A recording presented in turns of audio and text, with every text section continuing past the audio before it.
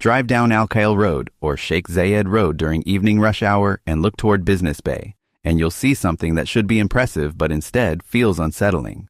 Dozens of glass towers, sleek and modern, stretching skyward against the Dubai skyline. Except when you look closer, really look, you'll notice how many of those towers are dark. Entire floors with no lights on. Lobbies that should be bustling at 6 p.m. when workers are leaving for the day sit nearly empty. Parking garages that were built to accommodate thousands of cars have vast sections that remain vacant day after day. Business Bay, the district that was supposed to be Dubai's answer to Manhattan, the place where global companies would establish their Middle East headquarters, the next evolution of the city's business landscape, is struggling in ways that few people are talking about openly. Walk through Business Bay on a Tuesday afternoon, what should be peak business hours, and the disconnect between vision and reality becomes immediately obvious. The towers are stunning architecturally. The infrastructure, the roads, the metro station, the canal, it's all world-class, but the activity level doesn't match the built environment. Office lobbies have reception desks staffed by security guards who barely look up because so few people are coming and going. Elevators sit idle. Coffee shops in the ground floors of residential and office towers that should be packed with workers grabbing lunch or taking meetings are half empty. The restaurants and cafes that line the Canal Promenade, designed to be vibrant gathering spaces, struggle to fill tables even during prime dinner hours. Business Bay was master planned in the early 2000s as Dubai's central business district of the future. The concept was ambitious and, on paper, brilliant. Create a purpose-built business hub between the older business areas along Sheikh Zayed Road and the emerging downtown Dubai district. Mix commercial office space with residential towers, retail hotels, and leisure amenities. Build it along the Dubai Canal to give it waterfront appeal. Position it as the place where international corporations, financial services firms, tech companies, and professional services would cluster. Make it walkable, connected to the metro, and dense enough to create the energy and networking opportunities that define successful business districts around the world. For a while, the vision seemed to be working. Towers went up rapidly. Developers competed to build the tallest, the most distinctive, the most technologically advanced buildings. Companies started moving in. Real estate prices appreciated. Business Bay was featured in promotional materials as evidence of Dubai's transformation into a global business capital. But the cracks were always there, hidden beneath the glossy surface. And now, those cracks have widened into structural faults that threaten the entire district's viability. The numbers tell a story that's impossible to ignore. Commercial office vacancy rates in Business Bay are currently estimated at 35% to 40%. And some industry insiders believe the real figure is closer to 50% when you account for space that's technically leased but sitting unused. To put that in perspective, a healthy office market typically has vacancy rates between 10% and 15%. Anything above 20% indicates serious oversupply. Business Bay isn't just oversupplied, it's catastrophically overbuilt for the actual demand that exists. Office rental rates have collapsed. At the peak, prime office space in Business Bay was leasing for AED 120 to 140 per square foot annually. Today, landlords are offering the same space for AED 70 to 85 per square foot, and even at those reduced rates, they're struggling to find tenants. Some desperate landlords are going even lower, offering deals at AED 50 to 60 per square foot just to get anyone, into the building. When you're cutting rents by 50% to 60% and still can't fill space, you have a fundamental market failure. Entire towers sit substantially empty. There are buildings in Business Bay where 60%, 70%, even 80% of the floors have never been occupied since completion. Developers finished the construction, obtained occupancy certificates, and have been holding empty space for years, burning through cash on maintenance, cooling, security, and financing costs with no rental income to offset those expenses. Some buildings have a handful of floors occupied near the bottom, with the rest of the tower completely vacant. Walk into these lobbies and the directory boards list maybe 3 or 4 company names, but the building has 40 floors. The residential side of Business Bay is in similar distress. Thousands of apartments were built, marketed to young professionals and expats who would live and work in the district, but occupancy rates in residential towers are also weak, estimated at 60% to 70% in many buildings. Rental rates for apartments have dropped 25% to 35% compared to peak levels.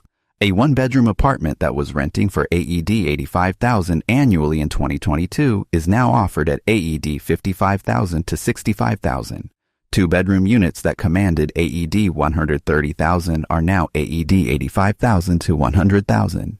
And even at these reduced rates, landlords face long vacancy periods between tenants. The retail and F&B businesses in Business Bay are bleeding. Restaurants, cafes, gyms, salons, and shops that opened expecting to serve a dense population of office workers and residents are finding that the customer base isn't there. Many have closed within a year or two of opening. Others are surviving on razor-thin margins, hoping for a turnaround that shows no signs of coming. Walk along Marassi Drive or Bay Avenue in the evening, and you'll see storefronts with for lease signs that have been up for months or years. The ones that remain open operate with minimal staff and often look desperate for customers. So what went wrong? How did a district that was supposed to be the crown jewel of Dubai's business real estate market turn into one of its biggest liabilities? The answer is a combination of catastrophic overbuilding, fundamental shifts in how and where people work, brutal competition from other districts, infrastructure and quality of life issues that were ignored during the development phase, and financial structures that are now unraveling. The oversupply problem in Business Bay is so severe that it's hard to overstate. Dubai as a whole has struggled with real estate oversupply for years, but Business Bay represents an extreme case of developers completely misjudging demand. Between 2010 and 2020, more than 250 towers were built or are under construction in Business Bay. That's an enormous amount of space, more than 20 million square feet of commercial office space alone, not counting residential.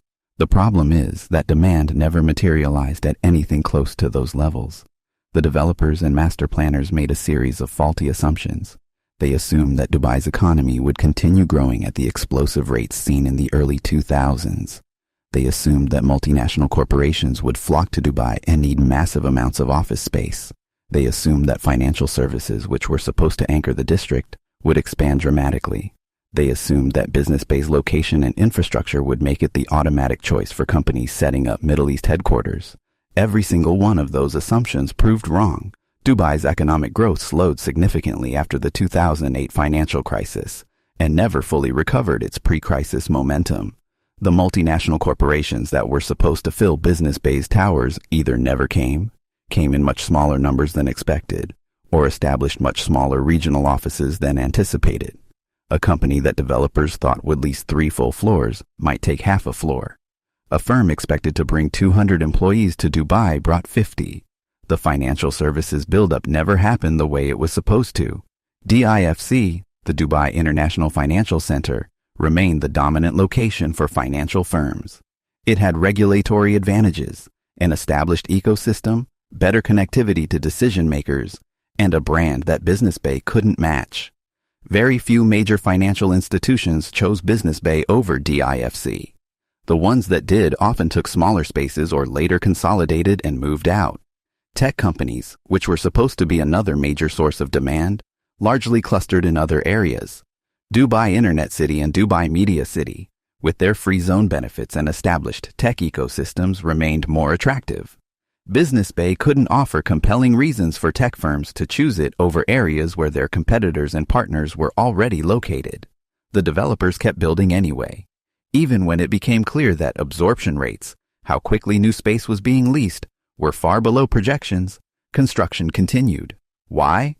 Because many developers had already secured financing, purchased land, and committed to projects before the market reality became apparent. Stopping construction mid-project would mean writing off investments and defaulting on loans. So they finished the buildings and hoped that by the time they completed, demand would have caught up. It didn't. There was also a fundamental misunderstanding of how modern companies, especially in the post-pandemic era, think about office space. Business Bay was designed based on pre-2020 assumptions about office density, workspace requirements, and the necessity of physical offices. Companies were expected to lease large floor plates, build out traditional office environments with private offices and cubicles, and bring their entire workforce into the office 5 days a week. That model is dead.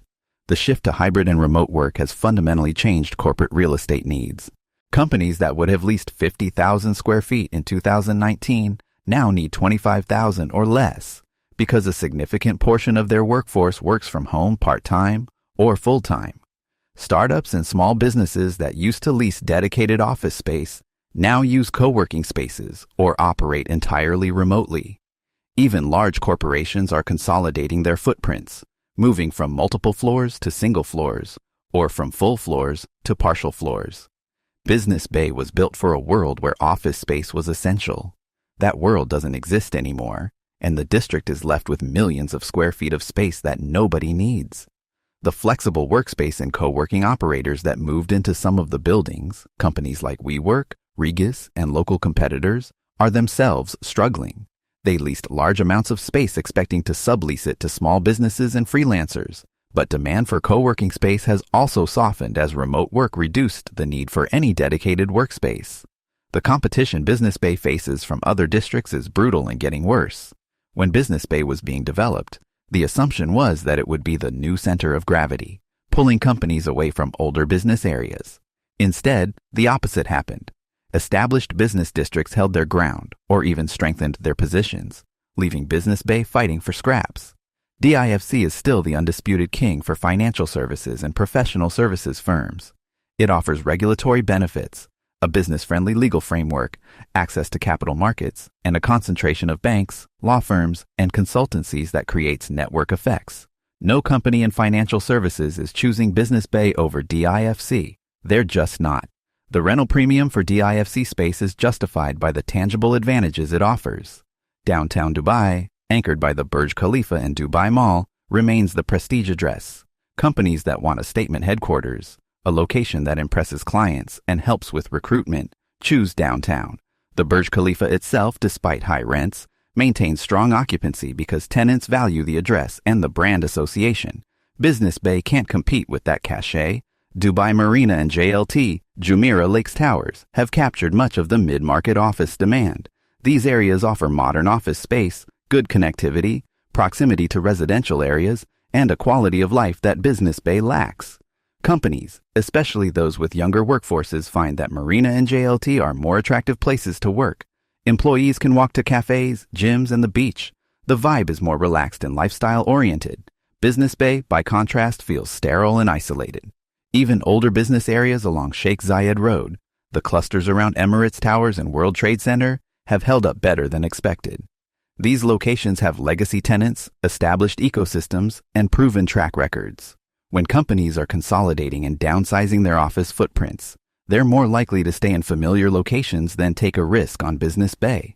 The rise of flexible and hybrid work has also made location less important. If employees are only coming to the office 2 or 3 days a week, companies care less about having a central prestigious address and more about cost. Why pay AED 100 per square foot in a prime location when you can pay AED 60 in a secondary location, and your employees are barely there anyway? This thinking has hurt Business Bay because it was positioned as a premium location, but it can't command premium rents anymore. At the same time, it can't compete on cost with truly cheap alternatives in outlying areas because it still has relatively high operating costs and service charges. The infrastructure and quality of life issues in Business Bay are more severe than most people realize, and they're driving away the tenants and residents the district needs to survive.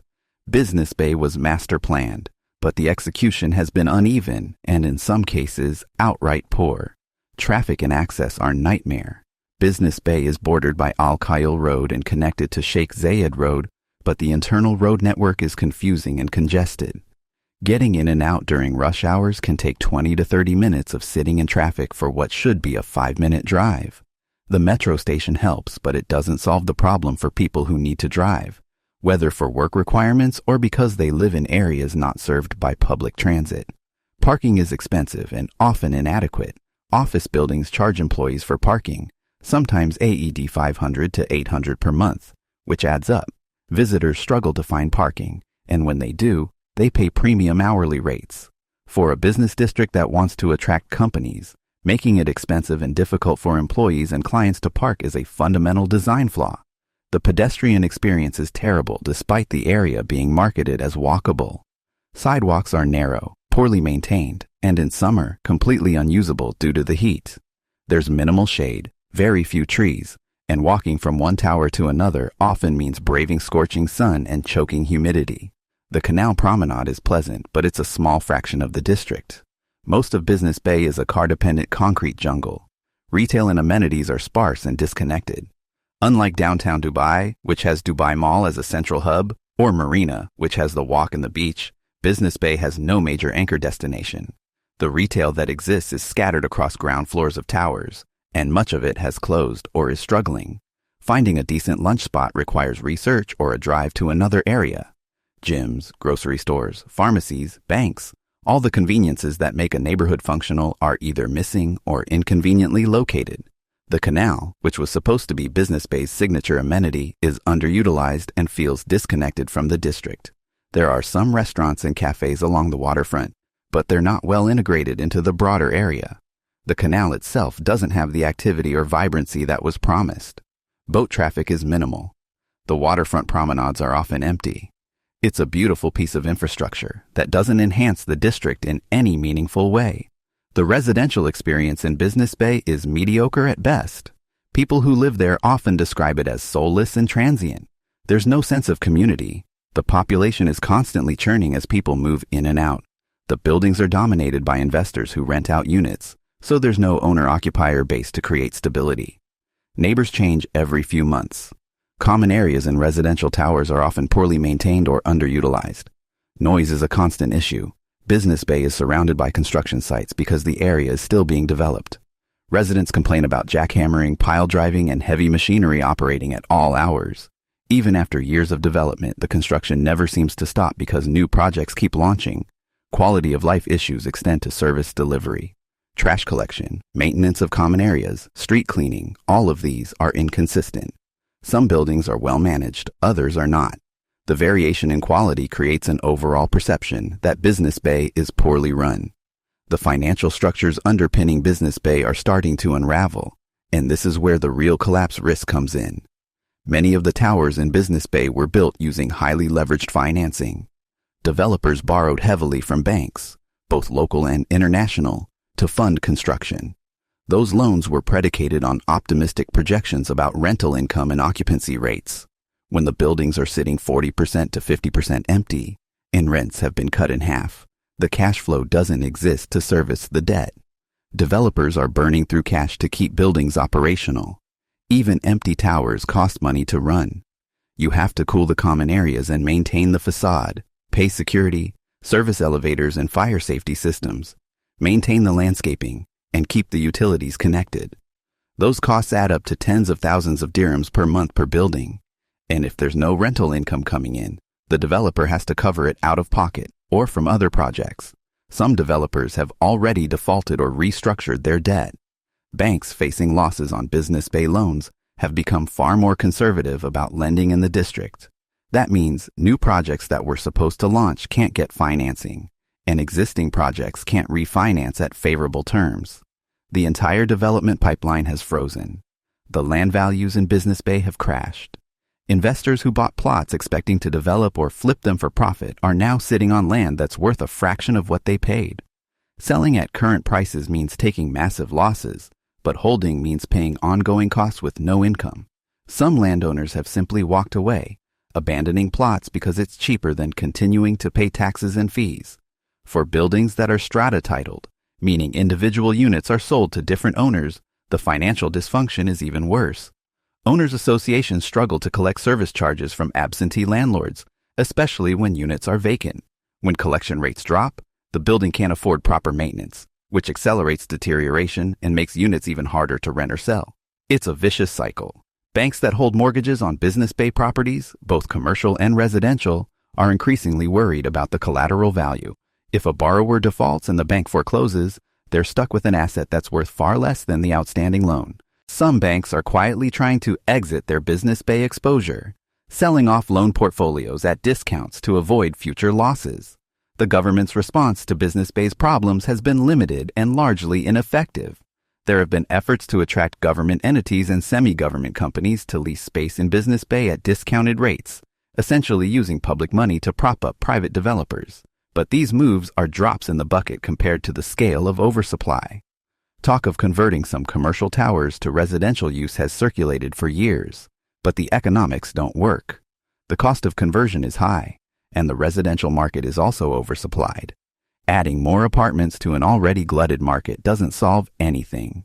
Some have suggested that Business Bay needs a signature attraction, something that draws people to the area for reasons beyond work. But what? The district is sandwiched between downtown Dubai and other established areas. It's not going to outcompete Dubai Mall or the Burj Khalifa for tourist attention. The canal is nice but not destination worthy on its own. The broader implications of Business Bay's struggles extend far beyond the district itself. If Business Bay collapses, and by collapse, we mean a wave of developer bankruptcies, bank failures, and a flood of distressed assets hitting the market, it would shake confidence in Dubai's entire real estate sector. Investors would question whether other districts are similarly overbuilt and financially unstable. Lending standards would tighten further. Prices across the city could fall as the market reprices risk.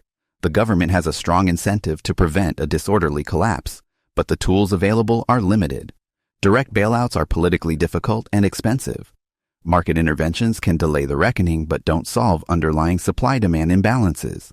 The most likely scenario is a slow, grinding decline where Business Bay doesn't collapse spectacularly, but instead becomes a permanent problem, a district that never lives up to its potential and drags on the broader economy. For companies currently in Business Bay or considering moving there, the calculation is straightforward. Why lease space in a struggling district with quality of life issues, poor amenities, and an uncertain future when you can go to established areas that offer better value and a better environment? The only compelling reason to choose Business Bay is if the rent is so cheap that it offsets all the negatives, and even then, the cost savings have to be significant. For residents, the decision is similar. Unless you're getting a deeply discounted rental rate, why live in Business Bay when you can live in Marina, downtown, JLT, or other areas with better amenities, more vibrant communities, and higher quality of life? The people who stay in Business Bay are often there because they can't afford other areas, not because they actively choose it. For investors, Business Bay properties have become value traps. Prices might look cheap on a per square foot basis, but they're cheap for a reason. Rental yields are low because occupancy is poor and rents are falling. Capital appreciation is unlikely because supply vastly exceeds demand. Holding costs eat into any potential returns. Some investors are trapped, unable to sell without taking catastrophic losses, forced to hold and hope for a miracle recovery that probably isn't coming. The future of Business Bay is bleak unless something dramatic changes. The best-case scenario is a long, slow stabilization where the worst-performing buildings are eventually demolished or converted to other uses, where rental rates find a sustainable floor, and where a smaller, right-sized version of Business Bay emerges. That process could take 10 to 15 years and would still involve enormous financial losses for developers, banks, and investors. The worst-case scenario is a cascading failure where developer bankruptcies trigger bank losses, which tighten credit across the real estate sector, which causes prices to crash, which triggers more defaults in a self-reinforcing cycle. Dubai has avoided this outcome so far through a combination of forbearance, government support, and hope that the market will eventually recover. But hope is not a strategy, and the structural problems in Business Bay are getting worse, not better. What's most striking about Business Bay's situation is how predictable it was. The warning signs were there from the beginning. Oversupply, weak demand fundamentals, competition from established districts, quality of life issues. But the development continued anyway, driven by momentum, easy financing, and the assumption that Dubai's growth story would bail out any mistakes. It didn't. And now, Business Bay stands as a cautionary tale about the dangers of overbuilding, over-leveraging, and ignoring market realities in pursuit of a vision that never materializes. If you drive through Business Bay tonight and look up at those dark towers, you're seeing the physical manifestation of a market failure. Beautiful buildings, empty and unused, monuments to ambition that exceeded reality. That's not sustainable. And sooner or later, something has to give. What do you think? Is Business Bay salvageable, or is it too far gone? Have you worked or lived there? Let me know in the comments. And subscribe for more deep dives into what's really happening in Dubai's real estate market.